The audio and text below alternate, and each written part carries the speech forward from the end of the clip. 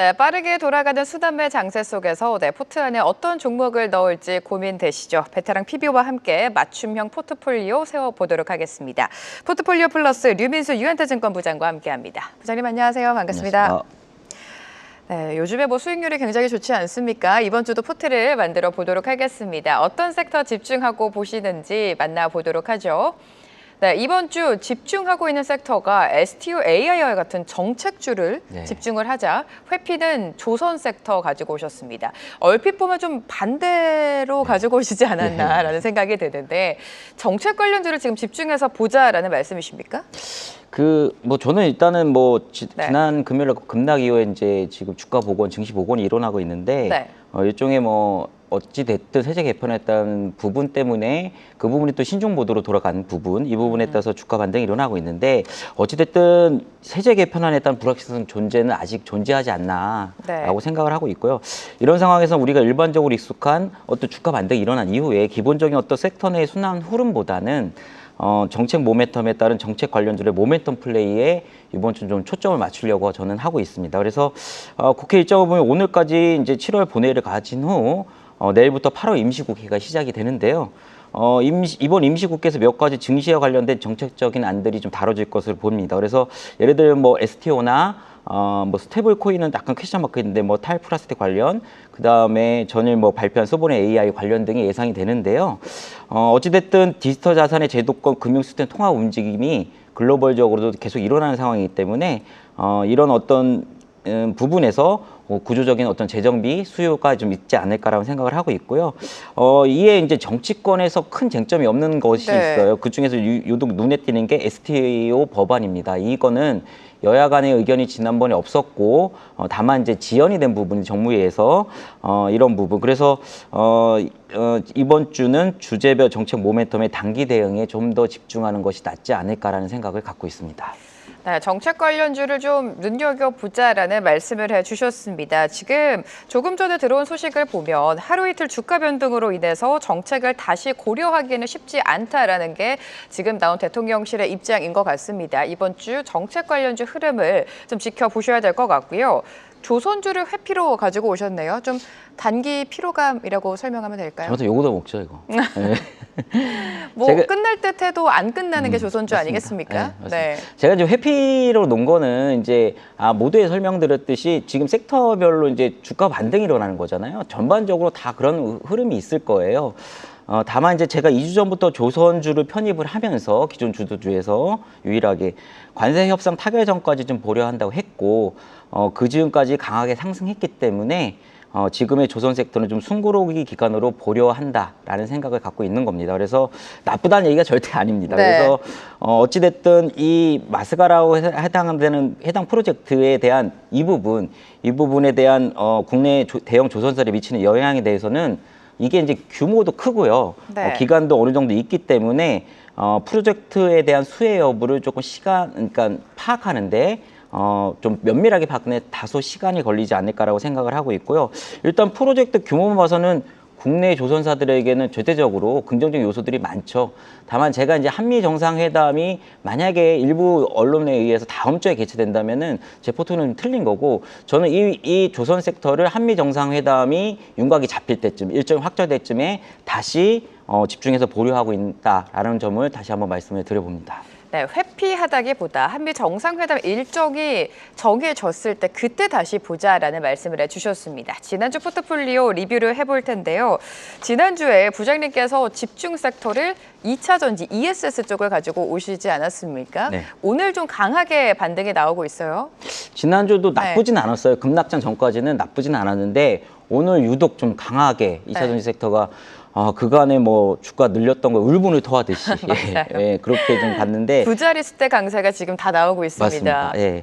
그래서 그때 제가 포인트는 ESS였죠. 그래서 LG 에너지 솔루션이 테슬라 향으로 추정되는 이쪽에 대한 어떤 쏘아올린 공이 있었고, 오늘 삼성 SDI가 또 강해요. 삼성 SDI가 강한 이유는 실적이라는 측면보다는 여기도 역시 오는 10월부터 인디애나 스텔란티스와의 합작 공장에서 ESS용 배터리 현지 생산 시각이 이런 것들이 좀 부각되는 측면 하나하고, 정부에서 최근에 공고한 1조 원 이상 540메가와트 규모로 평가되는 배터리 기반 ESS 중앙 계약 시장 입찰에서 총 7개가 이제 8개군요. 8개가 이제 있었는데, 삼성 SDI 컨소시엄이 이 중 6개 지역을 낙찰받았다는 얘기가 있습니다. 에너지 솔루션 같은 컨소시엄 2개 지역이고요. 그래서 상대적으로 이런 부분도 좀 더 부각되는 게 아닌가라고 생각을 하고 있고, 또 하나는 에코프로 관련이죠. 그래서 에코프로 BM이 생각보다 상당히 좋은 실적. 네. 이게 이제 절대적으로는 뭐 이렇게 썩 좋은 실적이라 볼 수 없지만 일단 기저 효과가 상당히 많이 반영이 된 것 같아요. 그래서 전년 대비 또 QQ, YY 모두 상당히 좋은 실적을 발표해가지고 에코프로 관련주도 상당히 또 급등하는 양상이 나타났다라고 말씀드리고 싶고요. 제가 이 섹터를 하면서 중요하게 거기서 최선호주로 말씀드렸던 게 한중 NCS인데, 한중 NCS의 ESS 포션과 그 다음에 삼성 SDA가 주 고객사입니다. 그렇기 때문에 오늘 25% 이상 또 올라가고, 지금 뭐 윗골이 일부 있지만 이런 어떤 좋은 퍼포먼스를 내고 있지 않나라고 생각을 하고 있습니다. 네, 2차 전지 관련주 오늘 좀 강한 시세를 내주고 있습니다. 회피 섹터로 지난주에 지주와 금융사 가지고 오셨고, 개별주로는 한중 NCS를 좀 보자라고 말씀해 주셨는데, 최근에 또 주가 급등 오늘까지 나오고 있습니다. 리뷰해 주실까요? 예, 방금 이제 그런 부분을 좀 말씀을 드렸고, 한중의 지주금융을 좀 말씀을 드리고 싶어요. 예, 뭐 제가 상당히 원래 이 개편을 할 때마다 가장 또 포트가 길었었는데 비중이 컸었는데 중간중간 좀 비중을 조금은 줄였죠. 네. 예. 역시나 뭐 세제 개편안에 대한 부분입니다. 세제 개편안에 증시 전반적으로 영향을 끼칠 수 있지만 가장 또 영향력이 큰 쪽이 아닌가, 지주금융 쪽이 그렇게 생각을 하고 있고요. 어찌됐든 신중론이 좀 나오긴 하고 있는데, 이게 이제 50에서 10억으로 이제 그 부분이 가장 큰 것 같아요. 50억에서 10억으로 하는 부분에 대해서는 어떤 단계적 시행으로 갈 수도 있겠지만, 그렇다고 다시 50억으로 가지는 않을 것 같아요. 그렇기 때문에 이번에도 조금은 아직은 신중하지 않나라고 저는 개인적으로 생각을 하고 있고, 어찌됐든 이 개편안에 대한 원복이라는 표현을 쓰고 있지만 이게 자칫 잘못하면 증시의 원복이 될 수도 있다라는 거를 조금은 잘 생각을 해줬으면 좋겠어요. 근데 정책 집행자 분들께서 그래서 이 3,000포인트 안착과 국내 증시에 큰 훼손을 가할 수 있는 부분이기 때문에 상당히 주도 면밀하게 좀 신중하게 잘 하셨으면 하는 바람을 좀 갖고 있습니다. 자, 그렇다면 이번 주에 가지고 오신 포트의 비중도 면밀하게 살펴보도록 하겠습니다. 자, 섹터 간의 비중 공개해 보도록 하죠. 20%씩 좀 골고루 들고 오셨네요. 정책주가 20%, 2차 전지, 제약바이오, 지주금융, 그리고 신재생 에너지까지 20% 가지고 오셨고요. 지난주와 마찬가지로 현금 비중은 30%로 좀 가지고 있자라는 전략이신 것 같습니다. 앞서서 정책주도 말씀해 주셨고, 지주금융, 2차 전지도 커버해 주셨으니까 제약바이오 좀 들어가 보도록 하겠습니다. 제약바이오 여전히 20% 비중. 오늘 제약바이오 호실적을 발표한 기업과 함께 좀 훈풍이 돌고 있는 양상이에요. 네, 그렇죠. 이제 제약바이오도 역시나 좀 한 번에 순환매가 돈 이후에 조금 정체된 모습을 보였는데, 아시다시피 이제 PCA가 상당히 예상보다 상향해서 9월 금리 인하도 상당히 후퇴한 상황에서 오히려 고용 쇼크가 금리 인하에 대한 부분이 지금 패드워치 상황 거의 90%에 있다가 97%까지 9월에 그런 부분이 모멘텀으로 발휘되는 게 아닌가라고 생각을 하고 있고요. 어찌됐든 금리 인하에 대한 가장 크게 또 수혜라고 할까요? 영향을 받는 쪽이 또 제약바이오인 건 부인할 수 없기 때문에 그런 모멘텀들이 지금 발휘되는 구간이라고 할 수 있습니다. 다만 이 금리 인하에 대한 부분은 귀에 걸면 귀걸이, 코에 걸면 코걸이일 수도 있기 때문에 증시 전반에서는 사후 처방문이 될 수 있다는 부분이 언젠가 또 부각될 수도 있어요. 이런 부분에 대해서는 사도 시장의 어떤 부분에 대해서 조금 체크하실 필요가 있다. 그래서 제약바이오 같은 경우 지금의 상황에서는 줄이거나 늘릴 필요는 없겠다. 그러니까 늘리기에는 그렇다고 줄일 필요는 없기 때문에 지금 20%는 일단은 가져가는 걸로 좀 하고 있습니다. 제약바이오주는 동일하게 지난주와 마찬가지로 20% 비중 태워 가시고요. 신재생 에너지도 20%입니다. 그 속에서 어떤 종목 보고 계세요? 그래서 이제 신재생 에너지 같은 경우는 제가 처음 이번에 이제 포트 편입을 했는데 아무래도 그냥 종목만 바로 말씀드릴게요. 다 말씀해 주세요. 네. 이게 중국 정부에 이제 제가 이제 ESS나 2차 전지를 편입했던 이유가 중국 정부의 간단 타깃, 우리가 다 알지 않습니까? 그게 이제 주가가 낮았을 때는 그런 것들이 호재를 반영을 해요. 그래서 1순위는 2차 전지뿐만 아니라 태양광 밸류 체인이고요. 중국의 태양광 기업들이 지난달보다 30%에 달하는 공동 감산을 지금 추진하는 걸로 알려져 있거든요. 아시다시피 이쪽도 중국의 어떤 태양광 밸류체인이 거의 90% 가까이 차지하고 있는 상황이기 때문에 우리나라 기업들이 이런 감산이 반사 수익이 될 수 있다는 거 말씀드리고, 이쪽도 역시 미국 국제무역위원회에서 지금 반덤핑 및 상계 관세 조사하고 있거든요. 이게 아마 9월 중으로 발표될 예정이기 때문에 전체적으로, 또한 아리백도 있죠. 그렇기 때문에 전체적으로 지금은 이 신재생 에너지가 주가 조정을 졌기 때문에 충분히 지금은 반등할 가능성이 있다라고 저는 생각을 하고 있습니다.